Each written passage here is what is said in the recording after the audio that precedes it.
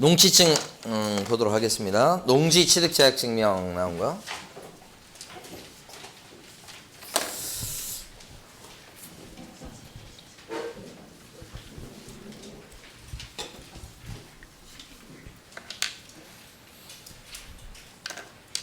교재는 이제 그 233페이지에요. 가로 4번하고 가로 5번을 보려는 거예요. 그러니까 원래 이제 농지라고 한다면 농지 사고서 등기를 칠 때, 등기 칠 때 이 사람이 농사 지으려는 사람이 돼야 돼요. 그 농사 지으려는 사람인지를 확인하는 서류가 바로 농지 취득 자격 증명이에요. 요게 있어야 등기가 나요. 그러니까 등기 칠 때 요게 제출돼야 된다. 근데 이 농지증은 시군면장한테 발급 신청해서 발급을 받는 건데, 농지라고 했을 때 이게 필요한 경우가 있고 필요 없는 경우가 있어요. 단골로 나오는 겁니다. 그러니까 한 문제로 나올 수도 있고 한 문제가 아닐지라도 지문에 한 지문 정도는 늘상 나온다고 생각하셔야 돼. 그래서 거기 농지증 필요한 경우 중에서 자, 매매 당연히 사는 경우, 증여받는 경우도 농지증이 있어야 되겠다. 제일 중요한 건 경매입니다. 경매로 낙찰을 받을 때도 농지 취득 자격 증명이 제출돼서 매각 허가 결정을 받았을 때 농지를 낙찰받고 등기를 가져올 수 있게 됩니다. 그러니까 경매의 경우에도 농지증이 필요하다. 경매는 농지증이 언제 필요하냐 이거 물어봐요, 시험에서. 자, 매각 기일 때, 입찰 들어올 때 필요한 거냐, 아니면 그 뒤 일주일 뒤인 매각 결정 기일 때 농지증이 제출돼야 되는 거냐. 둘 중에 어떤 겁니까? 결정 기일이라. 요거 여러 번 물어봤던 겁니다. 매각 기일 그러면 안 되고요. 요거 이제 여러분 등기법 관련되면 이전 등기 신청할 때 농지증을 갖다 내는 거냐, 요것도 아니죠. 등기 촉탁할 때 농지증 첨부하는 거 아니라고 그랬어요. 언제 냅니까? 그 전에 결정기일 때 이렇게. 요것도 아니고 이렇게. 자, 그 다음에 주말농장이 또 별표가 되어 있죠. 주말농장. 이 경우도 농지증이 있어야 되겠다. 그 다음에 농지 전용 허가 또는 신고한자가 농지를 취득하는 경우, 이때도 농지증이 있어야 되겠다. 근데 사실은 여기 주말농장이나 농지 전용 허가 또는 신고한자가 농지를 취득하는 경우는 실제 농사 짓는 건 아니에요. 그렇지만 형식상은 받도록 돼 있다. 주말농장이 뭐 진짜 농사 짓는 건 아니잖아요. 근데 이제 면적 제한 같은 게 있기 때문에 받도록 합니다. 그 다음에 농지 전용 허가나 신고했다 그러면 이 농지인데 이걸 전용해서 건물 짓고 농가주택 짓고 막 그렇게 할 거예요. 그렇게 하려고 하는 거예요. 그러니까 농사 짓는 건 아니죠. 그러나 이게 잘못되면 이 취소가 되는 상황이 발생하면 다시 농지로 돌아갑니다. 그래서 일단은 형식상으로 받도록 돼 있어서 이런 경우 같은 경우는, 요런 경우 같은 경우는 농지증 발급 신청을 했을 때 신청서에다가 주말농장, 농지 전용 허가 신고 체크만 하면 일사천리 그냥 통과됩니다. 그냥. 그러니까 형식상 받도록 하고 있다는 것이에요. 의미 자체가. 근데 농지증이 필요 없는 경우도 이제 꽤 있죠. 농지 전용 협의를 완료한 그런 땅을 그 농지인데 그걸 취득하려고 합니다. 협의란 글자가 오면 행정청끼리 우리 농지로 쓰지 말고 개발해가지고 아파트 세우자 이렇게 하는 거예요. 행정청끼리 합의가 된 거예요. 이것은 영원히 농지로 안 돌아오고요. 혹시 이렇게 전용 협의가 된 농지가 농림지역 내에 들어가는 농지면 좀 시간 지나면 주거지역이나 상업지역, 공업지역으로 바뀔 수 있는 지역이에요. 그건 농지로 쓸 일이 없어요. 영원히. 그래서 농지로 돌아올 일이 없으니까 요거하고 구별되는 거예요. 농지증 필요가 없고요. 상속이다 그랬을 때요. 농지증이 있어야 상속받는다. 그러면 회사 때려치고 시골 내려가야 된다니까. 그래야 상속받는다는 얘기가 되니까 말도 안 되는 얘기입니다. 그래서 농지증이 없어도 상속 등기는 나요. 상속 받을 수 있다고요. 그 다음에 합병요. 합병은 합쳐지는 거예요. 합치기만 하는 거예요. 그러니까 이거 암기를 안 해도 가만히 생각해 보십니다. A라는 회사가 있고 B라는 회사가 있는데 둘이 합쳐가지고 C라는 회사가 된다. 근데 A는 벌써 농지를 갖고 있어요. 있었는데 합쳐지는 거예요. 이거 합쳐지는 걸 합병이라고 해요. 합병. 그러면 C라는 요 회사는 농지를 취득하게 되잖아요. 그럼 이때 농지증을 또 받습니까? 필요가 없는 거예요, 당연히. 왜요? 그 전에 A라는 회사가 농지를 취득할 때, 요때 A라는 회사가 농지 취득할 때 이때 농지증 받았겠죠? 요때 받았을 거 아니에요. 농지니까. 근데 이거 합쳐지기만 하는데 이거 또 받으라고요? 그럴 필요가 없다는 거지. 그렇죠? 그러니까 이것도 암기하기 이전에 가만히 생각해 보면 합쳐지기만 한다는 거지. 이건 찢어지기만 하는 거예요, 분할은. 반대로. 농지를 지분으로 취득했다고 생각해 보세요. 이게 농지. 그러니까 A하고 B하고 C가 농지를 지분으로 취득했다. 3분의 1 지분씩. 그러면 A가 3분의 1 지분의 농지를 지분으로 취득할 때 농지증 필요하냐고요. 취득할 때. 필요한 거예요.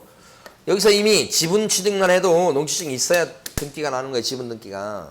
근데 이번에 어떻게 된 거예요? 이 A, B, C가 이제 분할이 되고 분필이 되는 거예요. 분필 등기. 분할되는 거예요. A, B, C 땅으로. 그러니까 같이 한 식구였다가 분할만 되죠. 분할만. 그죠? 요거 등기해서 등기 날 때 등기는 되지. 그랬을 때 이거 농지증 또 필요하겠어요, 이게? 여기서 이미 검사 맡았는데 찢어지기만 한다고 분할, 합쳐지기만 한다고 합병, 상소. 그래서 암기하기 이전에 딱 보면 그냥 그 내용을 좀 생각해 보시면 당연히 필요 없는 것들이 돼요.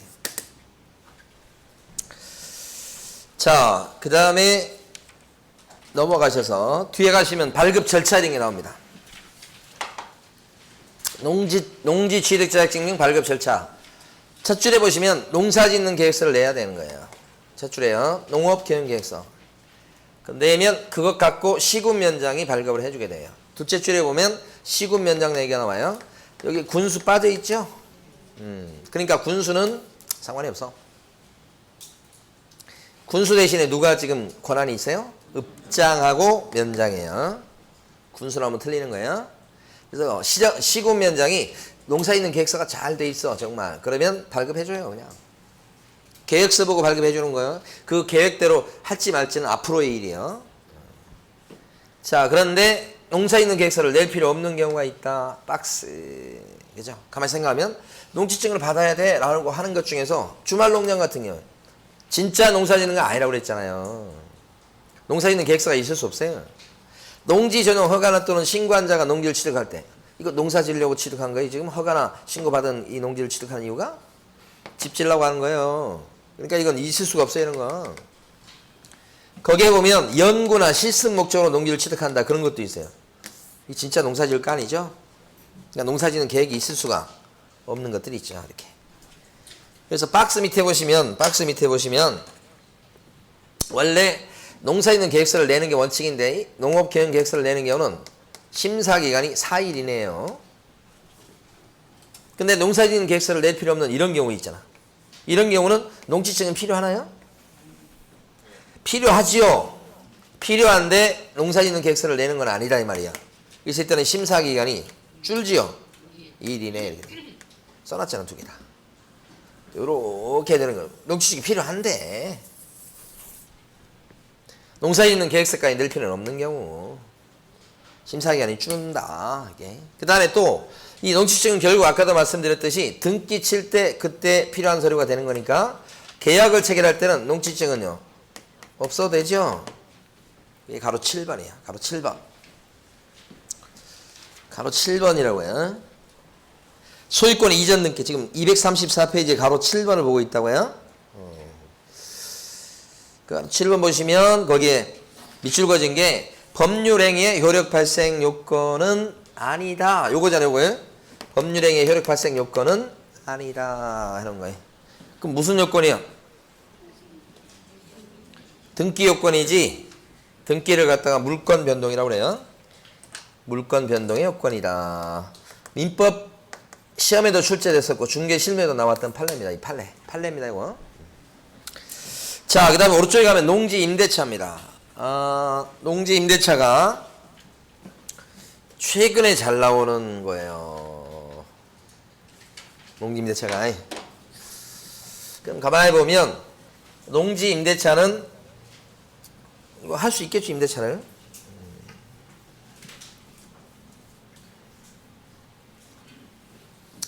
농지 임대차는 원칙은 못하는 거예요, 원칙은 못하는 건데 예외적으로 가능하다. 어떤 경우에 농지 임대차가 가능할까요? 기출문제도 농지 임대차는 원래 안 되는데 예외적으로 가능하다 이런 문구가 나와요. 기출지문에도. 네? 예외적으로 가능하다. 어떤 경우? 몸이 아파요 이런 거. 군대 갔다 와야 됩니다 이런 거. 그 다음에 국회의원 됐어요 이런 거. 공직에 취임한 거 이런 거죠. 이런 경우는 예외적으로 빌려줄 수 있어요. 주말 농장용 농지로 빌려준다. 주말 농장. 이게 무슨 말인가를 이해하셔야 돼.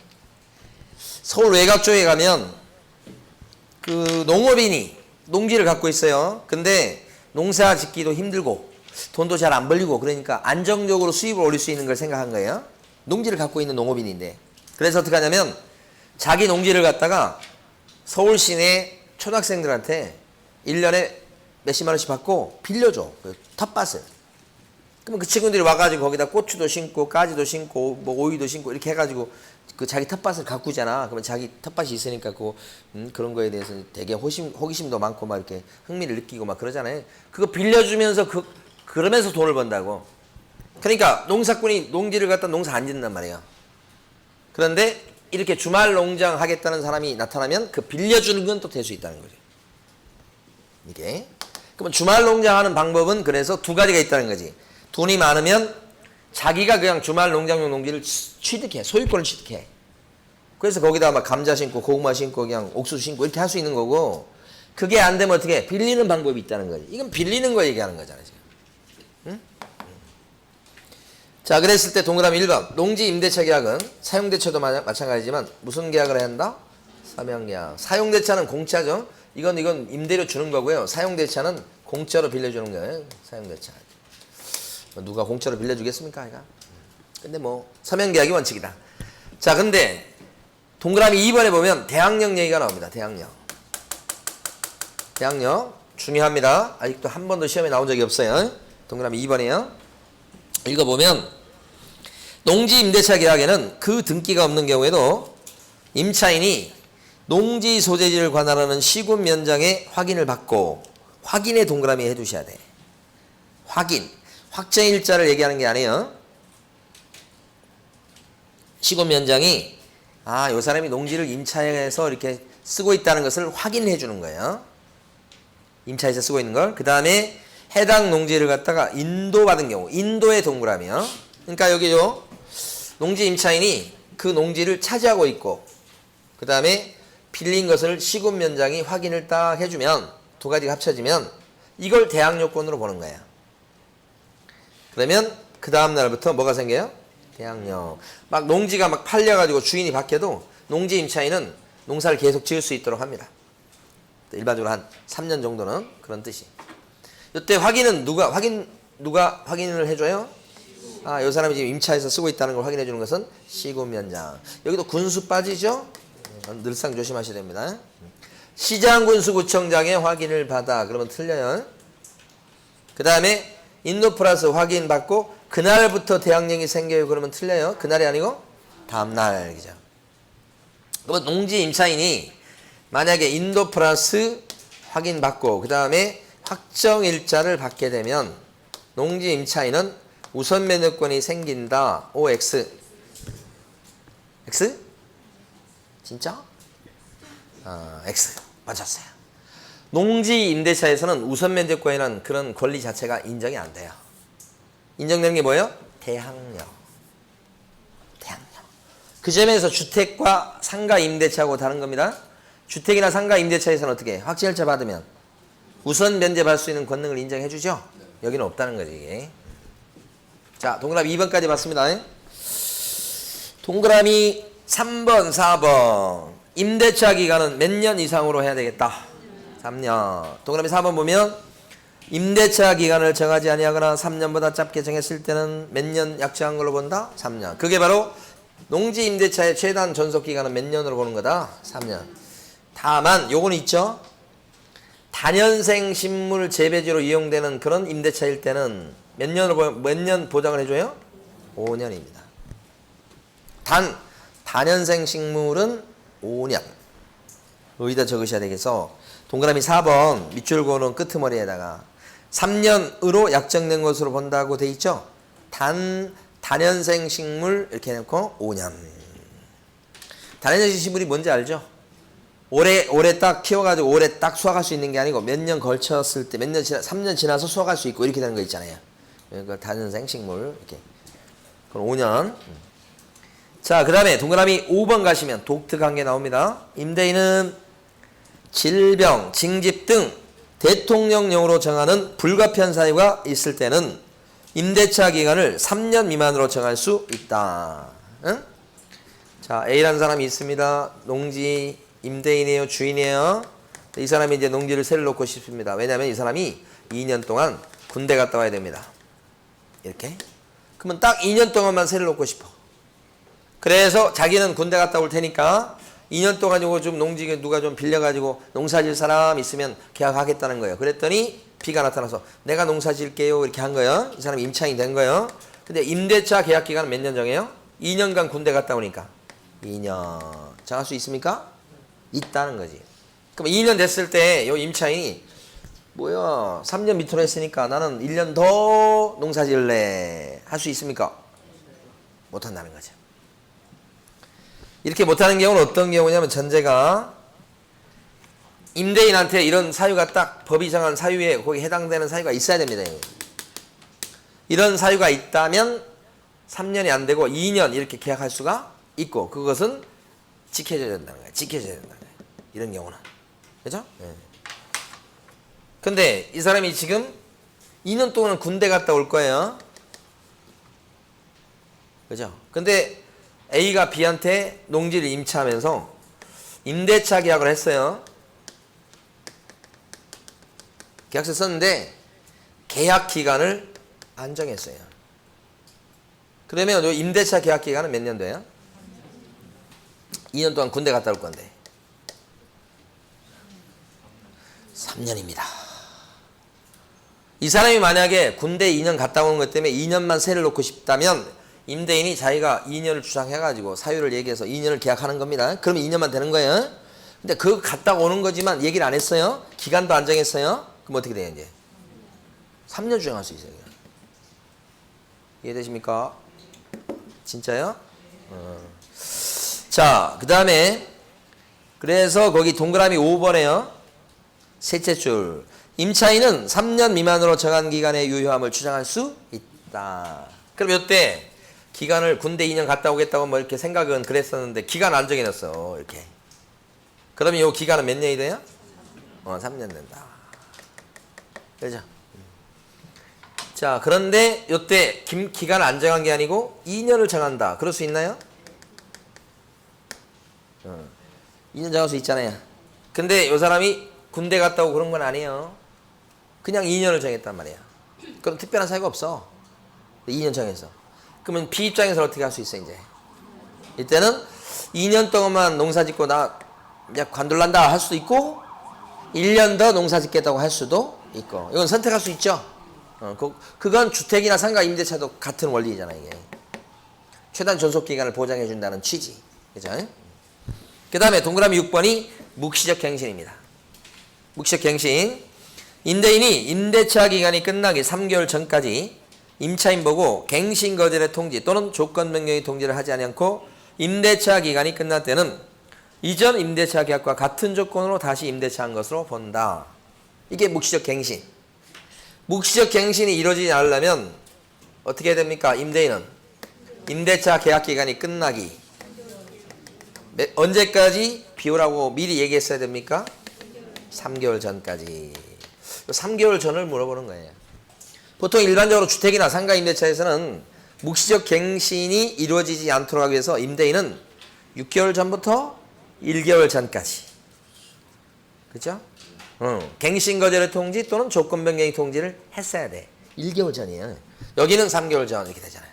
독특하죠. 주택이나 상가는 6개월 전부터 1개월 전. 근데 여기는 3개월 전까지. 요거 바꿀 수 있죠, 숫자? 여기는 숫자 물어보는 거예요, 의미가. 농지임대차에서는 묵시적 갱신 거절할 수 있는 기간, 그게 3개월 전까지. 이렇게. 그 다음에 동그라미 7번. 농지임대차에서요, 지금 보시는 것처럼 조문이 막 현란하잖아요? 뭐에 대한 분쟁이 많냐? 임대차 기간에 대한 분쟁이 많은 거예요. 그죠? 자, 여기 지금 2년 했어.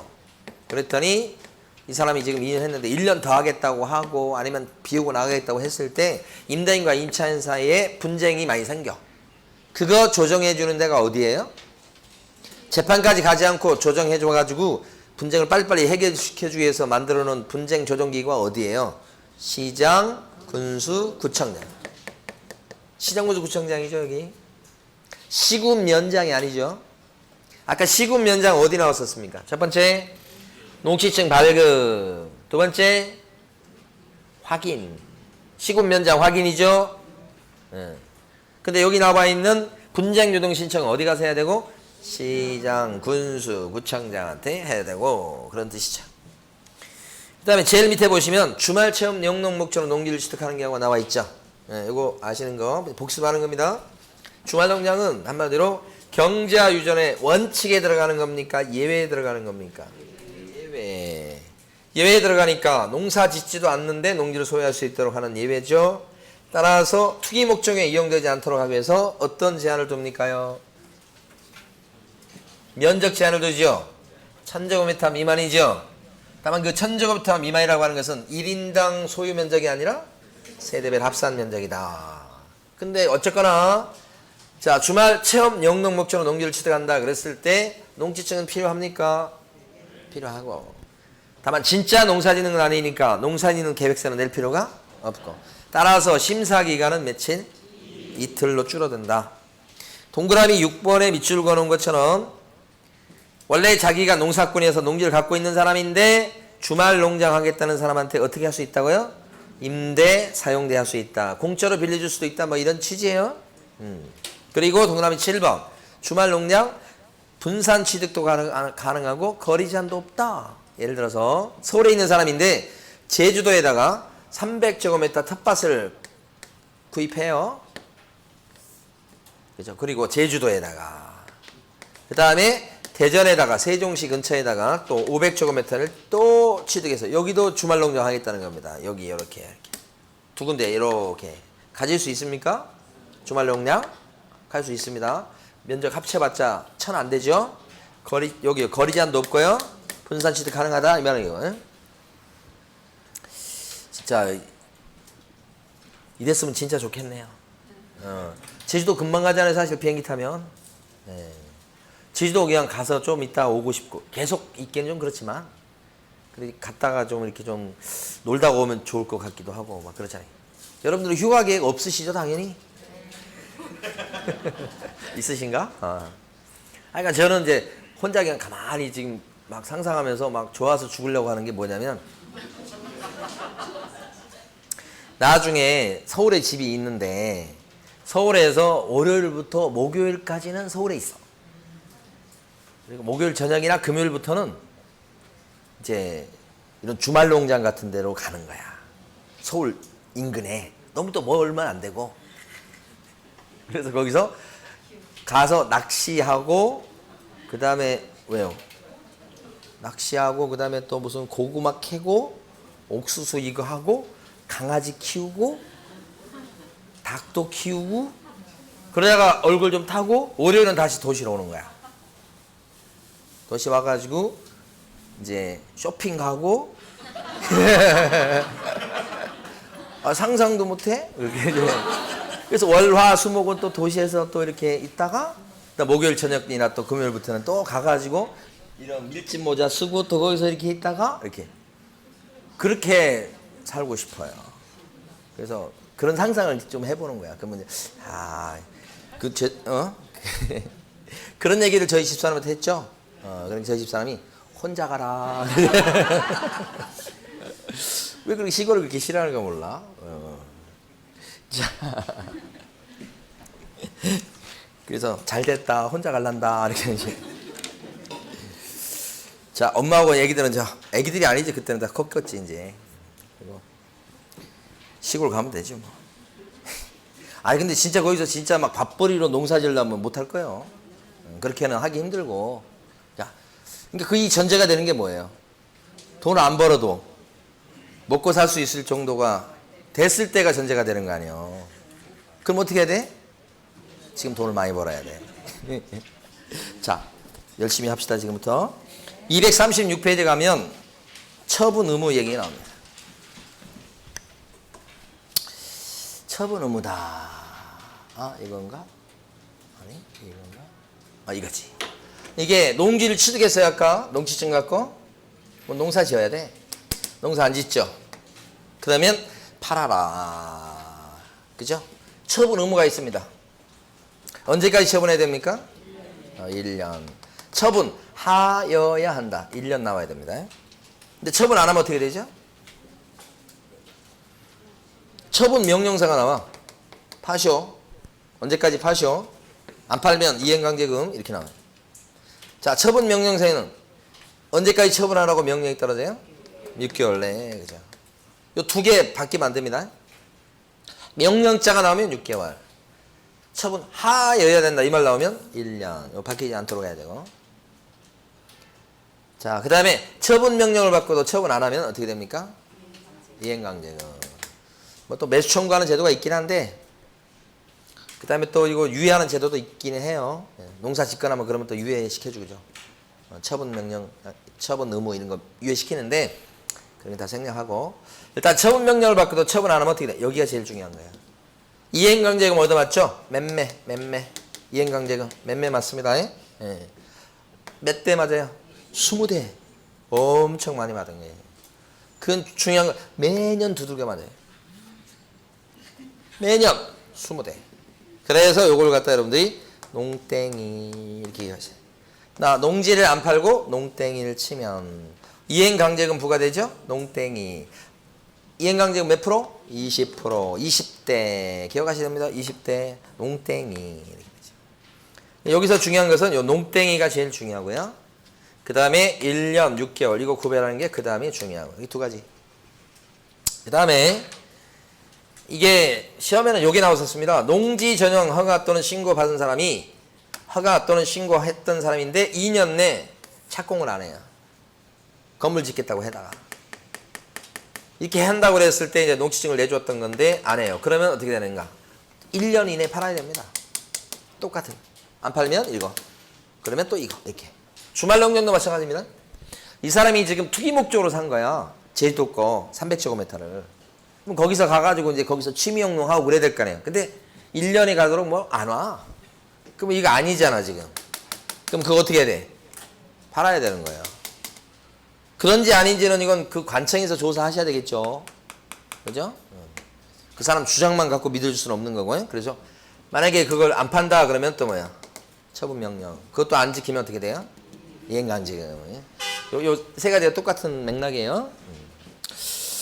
됐습니다. 이제 오른쪽에 보시면 237페이지요. 확인 설명서로 넘어갑니다. 이 확인 설명서가 시험 문제는 2문제 정도 출제가 됩니다. 그래서 자, 지금부터 교재를 보면서 주로 할 겁니다. 이쪽 부분은 237페이지 보세요. 자, 한 문제라고 써놨죠. 네, 넘기시고 238페이지 갑니다.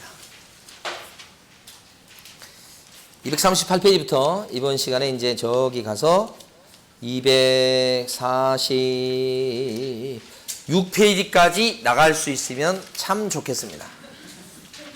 있을지 없을지는 모르겠으나. 여러분은 생각하실 때 한 2문제 정도 비중을 보셔야 되고, 공부하실 때 지금까지 봤던 분묘기지권, 장사대행에 관한 법률, 농지법 공부하기 전에 무조건 확인설명서부터 공부를 하셔야 되는 거죠. 확인설명서가 문제에서 빠질 수는 없고 반드시 나오는데 공부할 내용이 많고 기억할 것들이 많아요. 그래서 많이 하셔야 됩니다. 일단 확인설명서 양식은 4가지가 있어요. 1번, 2번, 3번, 4번 4가지.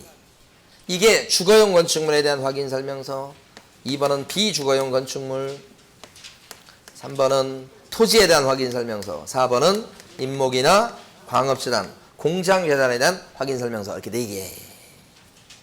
근데 확인설명서 기재사항이 어떻게 되냐면 이거 되게 많아요. 13가지. 좀 줄어요? 더 줄어요? 더 줄어요? 이렇게 돼요. 그러니까 많아야 13가지예요. 가면 갈수록 줄어요. 그래서 여러분들은 주로 확인설명서 1번 13가지 항목 요거 위주로 공부를 하시고 마지막에 가서 다른 서식하고 이제 비교해가지고 있고 없고를 갖다 따져보시는 거예요.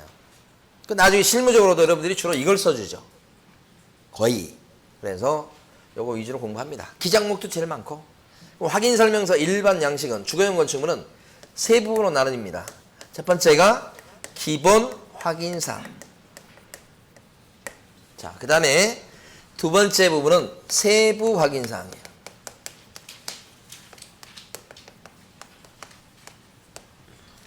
자, 세 번째는 중개 보수 등이에요. 그래서 기본 확인사항이 요게 8가지. 이렇게. 그 다음에 여기가 4가지. 9번부터 12번까지. 여기가 13번. 이렇게 돼요. 그래서 기출문제 같은 거 보면 기본 확인사항이 뭐고 세부 확인사항이 뭐다. 이거 구별하는 문제가 매년 시험에서 나옵니다. 어제도 이제 기출문제 수업을 해보면 쭉 거의 다 풀어봤거든요. 근데 풀어보면 이거냐 구별하는 문제가 거의 매년 나와요. 그러면 기본 확인사항과 얘를 구별하는 이유는 여기는 개업 공인인증사가 자료 요구를 못하고 스스로 직접 조사 확인해가지고 적어주게 돼 있어요. 근데 이쪽은요 자료 요구를 할 수 있도록 돼 있고 그리고 나서 또 조사해서 기재한다고 돼 있으니까 요구할 수 있다는 거고 여기는 요구 못한다는 거다라는 거죠. 여기를 꼼꼼히 봐두셔야 돼. 그럼 여기에 8가지나 되잖아요. 하나씩 봅니다. 첫 번째가 대상 물건의 표시란이에요. 표시란. 동그라미 1번 첫 번째 항목이에요. 왼쪽 페이지죠. 대상 물건 표시란에 뭘 적는가를 알아두셔야 돼. 그 박스에 있는 대상 물건 표시란 중에 가만히 보면 제일 유명한 거 보면 용도예요. 용도. 건축물의 용도 기재합니까? 표시란에. 자, 여기 대상 물건 표시란에다가 용도 지역 기재합니까? 용도하고 용도 지역 다른 걸 아셔야 되는데 용도 그럼 뭐예요? 건축물의 용도. 용도 지역은요? 주상, 공로, 땅의 용도 지역 얘기하는 거예요. 그거 아니에요. 이걸 적는 게 아니고 뭘 적는다고요? 용도. 그 다음에 그 밑에 보면 방향이라고 있죠. 방향을 적어줍니까요? 어디에다가요? 표시란에다가. 방향도 적습니다. 자, 대상 물건 표시란에다가 내진 능력 기재합니까? 적어요. 내진 능력 적습니다. 내진 설계 적용 여부 적습니까? 적어요. 지금 4가지만큼은 꼭 알아두실 내용들이 지금 다 중요한 것들 얘기하는 겁니다. 그 다음에 제일 끝머리에 보면 위반 건축물 적습니까? 어디에 적어요? 대상 물건 표시란에 적는다는 거죠. 자, 밑에 보시면 작성 방법이라고 나와 있습니다. 작성 방법 보시면 3줄이죠. 첫 줄. 대상 물건 표시란은 뭘 보고 기재한대요? 뭘 보고? 건축물 대장. 대장을 보고 적습니다. 그런데 특히 여기 중요한 것은 방향을 적을 때, 방향이 있지 않습니까? 여기 방향. 방향을 적을 때 있잖아요. 방향. 요거 적을 때 중요한 거 밑줄 그어져 있잖아요. 주택이다 그러면 뭘 기준해서 방향을 적어주나요? 주택일 때는 안방이나 거실 같은 주시를 기준해서 남향이다, 북향이다 적어주는 거고요. 그 밖의 건축물, 기타 건축물은 뭐가 기준입니까? 방향을 적을 때 주된 출입구 기준입니다. 이게 한 번도 출제된 적이 없어요. 중요한데도 불구하고 바뀌면 안 됩니다. 주택일 때는 뭘 기준해서 방향을 적어주고요? 주시. 그 밖의 건축물일 때는 주된 출입구. 바꿔서 출제할 겁니다. 출제 영순이라고 해요. 자, 두 번째. 권리관계입니다. 권자를 따서 암기할 겁니다. 권리관계. 권리관계란에 적어주는 게 2개입니다. 딱 보시면. 하나가 뭡니까? 박스에 보시면 하나 뭐예요? 박스. 등기부 기재사항. 또 하나가 뭐예요? 민간임대 등록 여부예요. 2개입니다. 앞에 거 뭐고요? 등기부 기재사항. 뒤에 것은 민간임대 등록 여부예요. 자, 민간임대 등록 여부가 주택임대사업자 등록을 하셨냐 이 말이죠. 그러니까 우리 세를 놓은 집은 2종류예요. 임대사업자 등록이 되어 있는 새집이 있고 주인이 임대사업자 등록을 안 하고 세를 놓는 그런 게 있어요. 그래서 실무적으로 얘기할 때는 등록된 임대냐 등록 임대가 아니냐 이렇게 나누는 겁니다. 나중에 여러분들이 현장 가시면 어떤 사람이 전세 놔주세요 그러면 등록 임대입니까? 임대사업자 내셨습니까? 이렇게 물어보는 거예요. 안 돼 있다 그러면 이거죠. 두 종류예요. 그럼 임대사업자 등록이 돼 있다 그러면 여기다 적어주는 거지. 그 옆에 박스 보시면 장기, 공공지원, 단기, 그죠? 이번에 대책 중에 뭐 이런 거 있더라고. 단기 임대차, 단기 여기 민간 주택임대사업자 내신 분한테 장기로 이렇게 늘리겠다 했을 때 안 받아준다고 그러죠 이제. 그런 소식 못 들으셨어요? 열심히 공부하시는 것 같군요. 하여간 주택임대사업자에 대한 그 세금 혜택 같은 거 많이 줄이고, 그 이제 방향을 트는 거 완전히 트는 거예요 지금. 주택임대사업자 등록 제도 자체가 이게 이번 부동산 상승의 가장 큰 원인이 되기 때문에 없애버려야 되는데 기존에 했던 게 있기 때문에 그걸 한꺼번에 없애는 게 이제 문제가 되잖아. 그래서 그거 정책을 이렇게 큰 배, 엄청나게 큰 배 이거 3년 동안 잘못된 정책이었잖아요. 그걸 이제 이렇게 틀라고 이렇게 하는 거예요. 이렇게. 그런 게 이번에 이제 좀 쏟아진 거지. 아직 늦게라도 하는 게 맞는 정책이에요. 자, 그러니까 거기 보면 단기도 있고요. 옆에 해당 사항 없음도 있죠. 이거 뭐예요? 해당 사항 없음이 뭐예요? 등록 임대가 아니다. 주택임대 사업자를 안 내놨다고요? 네, 그렇게 돼요. 자, 밑에 가시면 작성 방법에서요. 동그라미 2번. 권리관계에서 등기부 기재사항은 요거네요. 등기부 기재사항은 뭘 보고서 적어줍니까? 등기사항 증명서. 모르실 분 없어요 이건요. 자, 등기부 기재사항은 뭘 보고 적어요? 등기사항 증명서. 등기사항 증명서가 등기부예요 솔직히. 말을 이렇게 써서 그렇지. 그러니까 등기부 기재사항은 등기사항 증명서를 보고 적고, 그 밑에 보니까 중요한 거 나왔네요. 자, 뭐가 있냐면 근저당이요. 응? 등기부에 근저당 설정 등기된 게 되게 많죠. 근저당이 설정됐을 때는 뭘 적어주게 됩니까? 실제 채무액을 적어줍니까? 채권 최고 금액을 적습니까? 채권 최고액이다. 이거 모르면 시험장에 가시면 안 되는 거고 당연히. 그 다음에 오른쪽 가시면 이거보다 더 중요한 출첵거리가 바로 요겁니다. 요거 초미의 관심사. 자, 민간임대 등록 여부 이렇게 돼 있죠. 오른쪽 페이지 제일 위로 가시면 첫째 줄부터 다섯째 줄까지를 무조건 밑줄 긋고 출제가 유력합니다. 생긴 지 얼마 안 됐어요 이거요.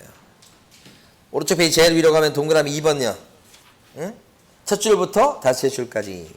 자, 권리관계에서 민간임대 등록 여부는 대상 물건이 민간임대 주택에 관한 특별법에 따라서 등록된 민간임대 주택인지 여부를 체크해 주는 거야. 거기에 따르면 방법이, 자, 둘째 줄 끝에 여기서부터가 출제거리입니다. 같은 법 제60조에 따른 임대주택정보체계에 접속해서 확인하거나. 이거 어떻게 조사해 준대요 지금?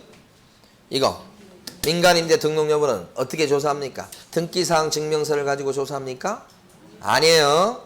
임대주택정보체계에 접속해서 확인한다고 돼 있죠. 임대주택정보체계를 렌트홈이라는 사이트를 얘기하는 겁니다.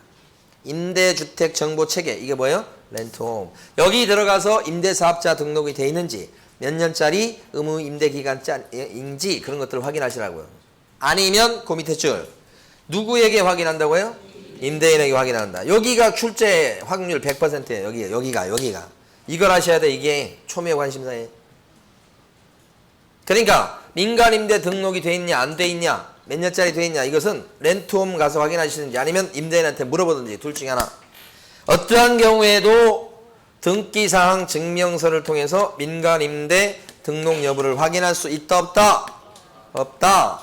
시험은 이렇게 나올 거라고. 이렇게 틀리는 거야. 이렇게 여기 맞는 거야. 위에 게 맞는 거야. 위에 게 맞는 거라고. 출제 확률 1000% 1000%. 됐습니다. 그 다음에 이제 세 번째 갑니다. 세 번째가 뭐냐? 세 번째가 3번에 보면 제목이 엄청 길어요. 그렇지만 우리는 이걸 갖다가 이렇게 합니다. 공법상 규제사항. 공법상 뭐라고요? 규제사항이다. 길지만. 응? 그리고 줄여서 표현할 줄 아셔야 됩니다. 그 박스에 보니까 이 공법상 규제사항에 적는 것들이 여러 가지가 있습니다. 그 중에서 용도 지역, 용도 지구, 용도 구역 있습니까요? 그 여기 나와 있는 용도 지역이나 지구 구역은 공법 시간이 많이 들어본 말인데, 요것은 뭘 가지고 조사할까요? 토지이용 계획 확인서라고 써져 있죠. 옆에다가 여러분들이 써놨잖아요. 토지이용 계획 확인서를 확인한다. 자, 그 옆에 보면 건폐율과 용적률 상한 이런 얘기가 나옵니다. 건폐율의 상한, 용적률의 상한. 자, 이것은 뭘 가지고 조사할까요? 시군 조례다. 시군 조례로 조사한다. 시군 조례다. 여기가 출제 많이 되는 부분입니다. 시도 조례 해도 틀립니다. 시군 조례. 건축물 대장 그래도 틀립니다. 토지 이용 계획 확인서 그래도 틀립니다. 뭐뭐 맞아요? 시군 조례. 건폐율과 용적률 상한 잘 나오는 부분이고요. 그 밑에 보면 토지거래 허가구역인지 체크하는 난이 나오죠. 토지거래 허가구역이다 아니다 뭘 가지고 조사할까요? 토지 이용 계획 확인서 띄면 나온다. 자, 근데 그 밑에 거요. 투기지역, 투기과열지구 나오죠. 자, 투기지역이라든지 투기과열지구는 어때요? 투기지역이나 투기과열지구는 뭘 가지고 조사할까요? 얘는 자, 밑에 작성 방법 중에요. 밑줄 그어준 것 중에 넷째 줄을 가보십니다. 뭐라고 되어 있냐면 부동산, 종합, 그 다음 뭐요? 공부, 그 다음에 시스템. 부동산, 종합, 공부, 시스템. 이렇게. 투기적이나 투기과열지구는 토지이용 계획 확인서에 나와요? 안 나와요? 안 나와요. 그래서 인터넷 사이트를 뒤져본다고요? 그 사이트를 뭐라고 표현하고 있어요? 부동산, 종합, 공부 시스템. 이 공부라는 건 공적 장부를 얘기합니다. 여러분들은 공부란 말만 들어도 경기를 일으키겠지만 공부 시스템. 며칠 전에 이제 우리 요새 얘기들이 학교를 안 가니까 집에 이제 둘이 있거나 혼자 있거나 이런 경우가 많아. 어른들은 다 이제 일하러 가고. 그러니까 이놈이 안에서 혼자 하루 종일 있는데 공부를 할까요? 안 할까요? 당연히 안 합니다. 보나만 해요. 보나만 합니다. 안 합니다. 조금 한 10분 공부하고 그 다음에 나머지는 뭐요? 인터넷 보거나 또 뭐 공부 안 하죠. 그러니까 우리 안 사람이 뭐라 그러냐면 너 스터디 카페 가서 공부해라. 제가 옛날에 몇 달 전부터 이놈이 집에 딱 가면 공부 안 하는 것 같더라고. 그래서 얘 너 공부하려고 하면 너 스터디 카페 가서 해라. 여기서 공부 안 된다. 이렇게 얘기했더니 저희 한 사람이 지금 코로나가 어쩐데 스터디 카페 가면 되냐고 하면서 막 얘기하더라고. 그래 안 보내더라고. 그런데 이제 좀 깨달았는지 어쨌는지 너 하도 공부 안 하니까 너 스터디 카페라도 갔다 오라고 그렇게 얘기했더니 이놈이 이런 핑계 저런 핑계 대면서 갔다 금방 와야 되는데 뭐 가기 그렇다고 하면서 안 가는 거예요. 그러니까 지금 엄마가 화가 났어. 그러니까 엄마가 일하다가 이놈 새끼 뭐 하는가 싶어가지고 얘기 안 하고 손자같이 쫓아온 거야. 그랬더니 그냥 난리 문제가 아니고 컴퓨터를 그냥 이게 터질 정도로 하고 있는 거예요. 뜨끈뜨끈해. 그러니까 지금 엄마가 어떻게까지 했냐면 들어왔을 때 그렇게 할까봐 이 현장을 잡아야 된다고 생각해서 신발을 벗고 문을 열자마자 팍 들어가서 봤더니 그 노트북을 이렇게 하더래. 그 저한테 이르더라고. 그놈이 그랬다고 하면서. 그래서 오늘은 이제 보냈어 지금. 가라고. 핸드폰 뺏고 보낸 거예요. 가서 제대로 하나 모르겠어.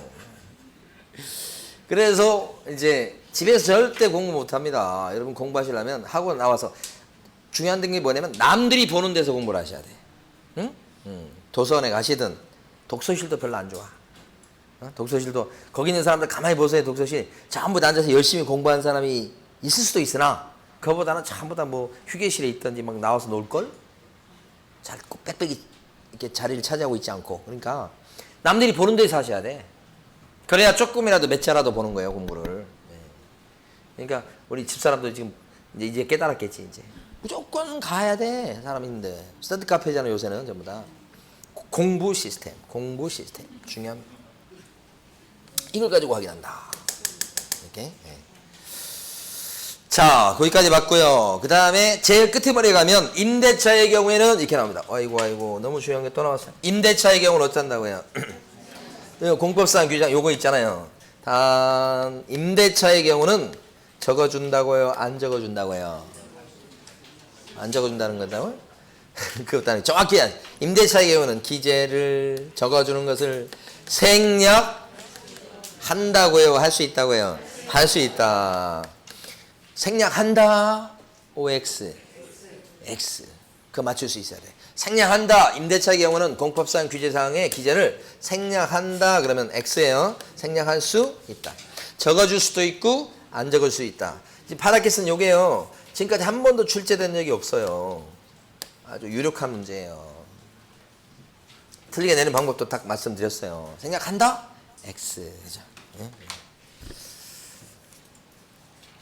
자, 그 다음에 넘기시면 4번. 네. 자, 4번이 뭐예요? 입지 조건. 입자입니다, 입자. 입지 조건. 입지 조건에 적는 게 뭔데요? 5개 암기하셔야 되는데, 암기해야 맞출 수 있는데, 5개. 도, 대, 차, 교, 뭐까지요? 판. 도가 뭐예요? 도로. 대가 뭐죠? 대중교통. 차는요? 주차장. 주차장 얘가 또 주인공이에요. 그 중에서 주차장은 입지 조건에 들어갑니다. 그 다음에 교는요? 교육시설. 판은 뭐죠? 판매시설. 그게 의료시설 들어가 있습니다. 의료시설, 종합병원 이런 거. 입지 조건이죠.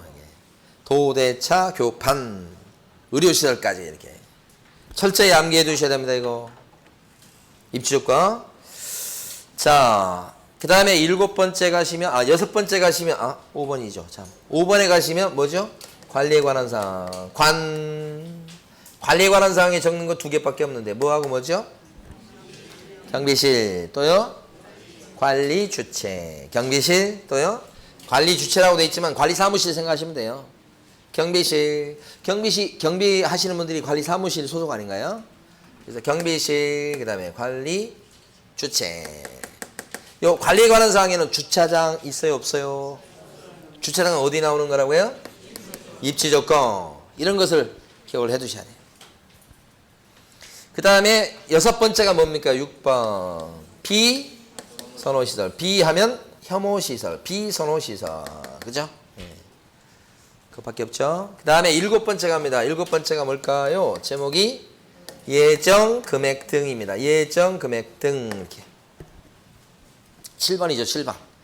자, 예정 금액 등 칸에 적는 거 3개가 있는데 그 3개가 뭘까요? 예정 금액 등 칸에 적는 거 3개. 예정 금액 또요. 공시지가 또요. 하나 더 있는데 공시가격. 3가지입니다. 7번 별표해 주세요. 7번. 아까 4번 입지조건 암기하셔야 되고요. 7번에 나와 있는 예정금액 등 그렇게 되면 3개 기억하셔야 됩니다. 다시 한번 예정금액, 공시지가, 공시가격 3개. 밑에 보시면 작성 방법 4줄이 나와 있죠. 중요합니다. 예정금액 등의 예정금액은 중개가 완성되기 전 예정금액을 적어주고 개별 공시지가나 건물의 공시가격도 완성되기 전 공시지가나 공시가격을 적습니다. 완성된 때입니까? 되기 전입니까? 둘 다 전이에요. 또요. 가로 안에 있는 것처럼 임대차를 소개하는 경우라고 한다면 그때는 개별 공시가 및 건물의 공시가격을 생략할 수 있습니다. 거기죠? 여러 번 나왔던 겁니다. 그거. 자, 칠판에 다시 봅니다. 여기서 여기 중에서 예정금액 중에서 금액 등 칸 중에서 공시지가하고 건물의 공시가격은 임대차를 소개할 때는 적어준다고요? 안 적어준다고요? 안 적어줄 수도 있다고요. 응? 적어야 된다. X. 무조건 안 적는다. X. 안 적어줄 수도 있다. 그거 일단 말장난 속으시면 안 되고, 두 번째는 예정금액은 처음에 나와 있는 예정금액 있죠. 임대차를 알선했을 때 예정금액은 기재를 생략할 수 있다. OX. X. 그거 대비하셔야 돼. 자, 임대차의 경우에 기재를 생략할 수 있는 건 뭐예요? 공시지가하고 공시가격이 그렇다는 거고요. 예정금액은요. 임대차라도 적어줘야 돼요. 거기가 핵심. 아직 안 나온 거. 네, 그렇게. 자, 그 다음에 이제 8번 보시면 8번이 세금 얘기죠. 8번. 이것을 조세다. 조자를 따서 암기할 거예요. 조세다 이렇게. 조자가 뭐예요? 8번 조자로 딴 거 8번이 뭐냐고요? 조세. 취득 관련 조세. 여기 적어주는 거 세 가지인데 취득세 또요, 농특세 또요, 지방교육세 이렇게 돼요. 취득세, 농특세, 지방교육세 이렇게 세 개. 재산세 있나요? 없습니다. 다시 한번 취득세, 농특세, 지방교육세 많이 기억두셔야 돼요. 그래서 밑에 작성 방법 보시면요 나오죠. 뭐라고 되어 있냐면 취득 관련 조세는요 첫 줄 중개가 완성된 때 조세입니까? 완성되기 전 조세입니까? 전. 또 전이죠. 그 다음에 둘째 줄에 보면 임대차를 소개할 때는요 요 취득 관련 조세 항목을 적어줍니까? 안 적어줍니까? 여기는 안 적어줍니다. 제외됩니다. 왜요? 안 생기니까. 임대차인데 무슨 취득세가 생기겠어요? 안 생기니까. 그래서 뭐라고 돼 있어요? 제외된다. 이렇게. 자, 그러면 임대차의 경우에 관련된 걸 잠깐 정리해봐요. 자, 공법상 규제사항입니다. 임대차를 안 쓰네요. 그러면 공법상 규제 항목들은 기재를 생략할 수 있습니다. 자, 두 번째. 예전 금액 등 칸 중에서 구체로 들어가서 공시지가나 공시가격은 임대차를 알선했을 때는 기재를 생략할 수도 있다. 자, 취득 관련 조세요. 임대차를 소개할 때는 취득 관련 조세는 기재를 안 하죠. 제외됩니다. 그렇게. 여기까지가 뭐냐면 기본 확인 사항입니다. 여기까지가 기본 확인 사항. 자, 그러면 잠깐 쉬었다가 세부 확인 사항부터 보도록 합니다. 쉬겠습니다. 칠판을 지우시면 절대 손도 대면 안 됩니다.